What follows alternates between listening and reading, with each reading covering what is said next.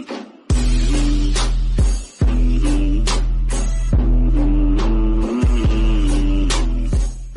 दोस्तों, smart education classes में आपका स्वागत है। मैं आशीष कुमार, आपका मित्र। आज मैं इस वीडियो में बताने वाला हूँ यूपी बोर्ड 2022 संस्कृत का पेपर, जो कि क्लास 10th वालों का है। आइए इस वीडियो में देखते हैं संस्कृत में आज ही के दिन जो पेपर हुआ है 29 मार्च दिन मंगलवार को। देखते हैं इसमें कौन सा क्वेश्चन आया हुआ है इस बार 2022 में। मैं वीडियो चालू करने से पहले मैं 4 लाइन आप लोगों को कुछ कहना चाहता हूँ। मैं सफल हुआ या असफल हुआ, मैं सफल हुआ या असफल हुआ, हर वक्त में मुझे ही कोसा है, मैं फिर भी कोशिश करता रहा क्योंकि मुझे खुद पर भरोसा है। फर्क नहीं पड़ता अब मुझको, फर्क नहीं पड़ता अब मुझको इधर उधर की बातों से, क्योंकि मैं लड़कर आया हूँ अतीत की काली रातों से।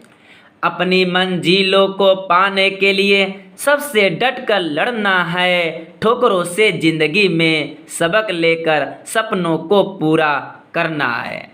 कहा जाता है कोशिश करने वालों की हार नहीं होती है। आइए इस वीडियो में देखते हैं कौन सा क्वेश्चन आया हुआ है।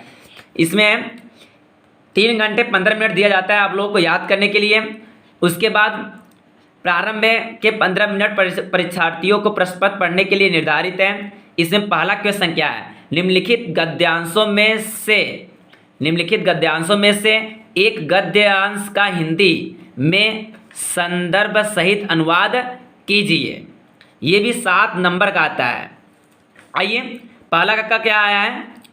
रघुवंशे कालिदासस्य रघुवंशिनानां चित्रणं तथा करोति, यथा भारती जनजीवनस्य दाता दर्शनां सम्यं दिग्दर्शनं भवेत्। कोडविराम रघुकुलजा राजानं प्रच्छा क्षेमाय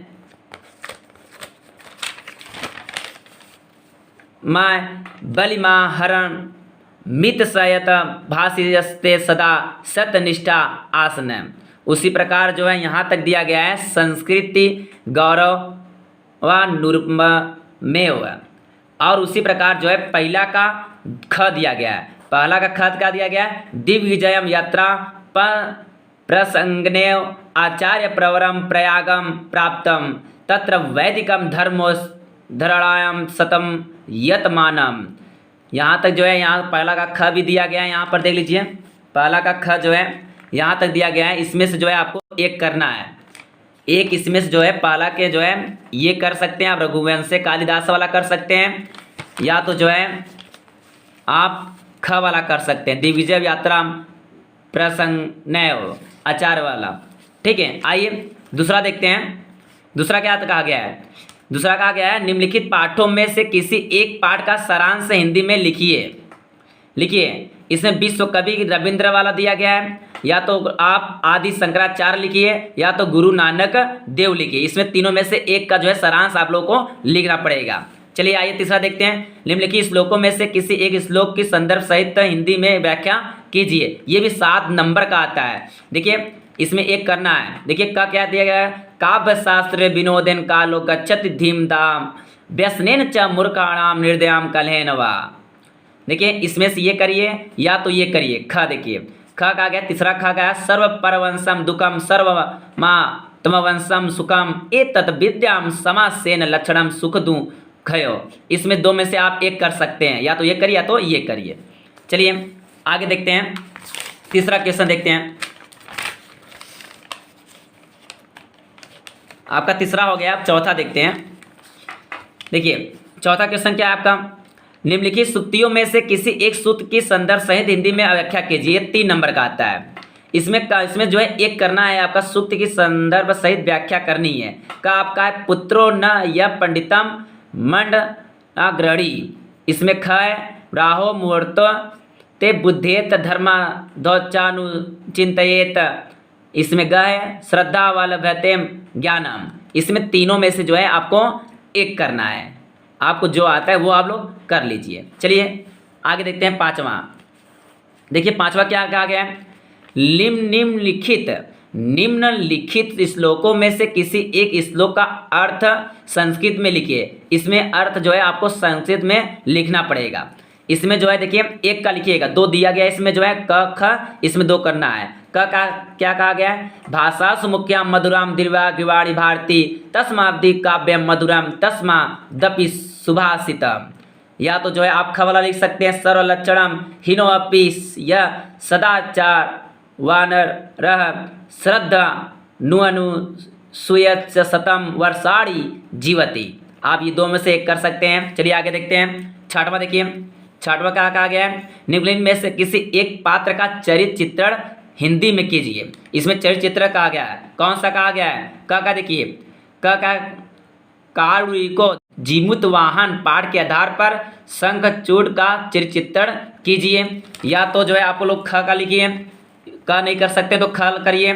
ख क्या कहा गया है? यौतुका पाप संचयम पाठ के आधार पर सुमेधा का चरित्र चित्रण कीजिए। या तो ग का दिया गया है यहाँ पर वयम भारतीयाम के आधार पर आप ताप का चरित्र चित्रण कीजिए। तीनों में से आप जो है एक कर सकते हैं, चाहे जो करिए। चलिए सातवां आइए, निम्नलिखित में से किन्हीं दो प्रश्नों के उत्तर संस्कृत में लिखिए। ये 5 नंबर का आता है। आप जो है इसमें से जो है 2 प्रश्नों के उत्तर लिखिए। मोहन दासस्य पितु नामम किम अस्ति, इसमें जो आप लोगों को जो है संस्कृत में जो है लिखिए, उसके उत्तर लिखिए। या तो ख वाला लिखिए नागानंदम नाटक कस्य रचयिताम का आसितम। या तो ग सुमेधा का आसित। तीनों में से 2 आपको लिखना है, 5 नंबर पाएंगे। चलिए आगे देखते हैं। 8वां नंबर क्या आया है? 8वां नंबर क्या आया है? निम्नलिखित में से सही विकल्प चुनकर जो है पुस्तिका में लिखिए। एच प्रत्याहार में वर्ड है। एच प्रत्याहार में वर्ड कौन सा है? ए ओ है कि ए ओ ए और रीली है कि ए ओ है? इसमें पहला सही है लगता है। चलिए अब 9वां देखते हैं। 9वां देखते हैं, आइए 9वां देखते हैं। 9वां नहीं है, 8वां का क हो गया। अब ख आइए, 8वां ख आइए। 8वां ख है आपका। निम्नलिखित वर्णों में से किसी एक वर्ण का उच्चारण स्थान लिखिए। अ का लिखिए, ढ का लिखिए, य का लिखिए। तीनों में से एक का उच्चारण लिखेंगे, 1 नंबर पाएंगे आप लोग। चलिए आइए 9वां आइए। अब 9वां आइए, निम्नलिखित में से किसी एक पद का संधि विच्छेद करके संधि का नाम भी लिखिए। ये 3 नंबर का आता है। या तो आप क वाला लिखिए त्वम करोसी का लिखिए, या ख वाला लिखिए मुनि स्थपति का लिखिए, या तो ग लिखिए रामो नमति का लिखिए। तीनों में से एक का संधि विच्छेद करेंगे तो आप लोग 3 नंबर पाएंगे इसमें जो है। चलिए 10वां आइए। 10वां का क्या कहा गया है? निम्नलिखित में से किसी एक शब्द का रूप लिखिए। देखिए हरि का चतुर्थी विभक्ति एक वचन, दूसरा नदी द्वितीय विभक्ति बहुवचन, उसके बाद तीसरा आपका है मधु तृतीय विभक्ति एक वचन। इसमें तीनों में से एक का लिखना पड़ेगा, 1 नंबर आप लोग पाएंगे। चलते हैं, आइए अगला देखते हैं क्या है। ख देखिए 10वां का देखिए, 10वां का क हो गया। अब 10वां का ख आइए। निम्नलिखित विकल्पों में से सही विकल्प चुनकर अपनी उत्तर पुस्तिका में लिखिए। राज्ञा किस विभक्ति एवं वचन का रूप है? कौन सा है? द्वितीय विभक्ति बहुवचन है कि तृतीय विभक्ति बहुवचन है कि षष्ठी विभक्ति एक वचन है? लगता है तृतीय विभक्ति एक वचन है, आपको टिक लगाना पड़ेगा वो भी। चलिए 11वां का देखिए क्या कहा गया है। 11वां का कहा गया है निम्नलिखित में से किसी एक धातु रूप निर्देशानुसार लिखिए। पहला क्या कहा गया है? भू धातु विधिलिंग लकार प्रथम पुरुष द्विवचन का लिखिए। या तो गम धातु का लड लकार मध्यम पुरुष बहुवचन, तीसरा नि धातु का लिट लकार प्रथम पुरुष बहुवचन आप लिखिए। चलते हैं 11वां का हो गया।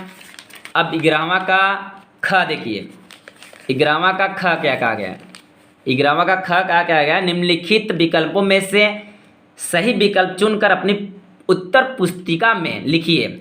जनाति रूप है। जनाति रूप क्या है? लट लकार प्रथम पुरुष एक वचन है कि लट लकार मध्यम पुरुष एक वचन है कि लट लकार उत्तम पुरुष एक वचन है? इसमें तीनों में से जो है आप लोगों को एक विकल्प चूज करना है, जो सही रहेगा आप लोग लिखिए। चलिए ब्राह्मक का ये क्या कहा गया है?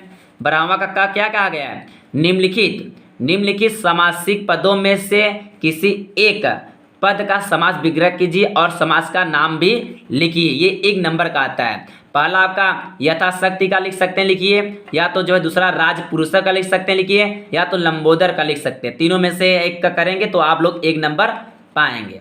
चलिए, बरामक का हो गया।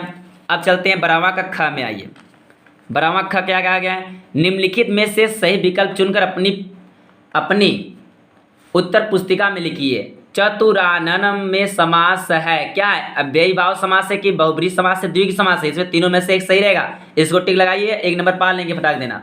चलिए आइए 13वां। आइए 13वां क्या कहा गया है? निम्नलिखित रेखांकित पदों में से किन्हीं 2 पदों में निर्धारानुसार विभक्ति का नाम लिखिए। ये 2 नंबर का आता है।